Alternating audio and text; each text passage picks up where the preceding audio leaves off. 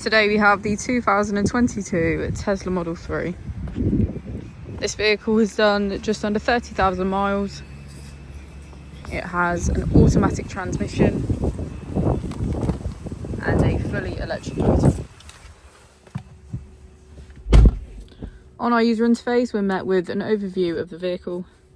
This allows us to open the bonnet, charging port and boot, all from within inside the car. If we click on our Tesla icon in the bottom right, we can access our controls, dynamics, charging, autopilot, schedule, safety, service and software.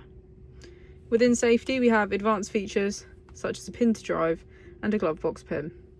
If we go back into software and click on additional vehicle information, we can get a deeper analysis of the vehicle spec. The Model 3 comes with a 360 degrees camera, and with that you can access your dash cam. If we press here, we can access our climate control with heated seats on either side, our heated steering wheel and heated windscreen.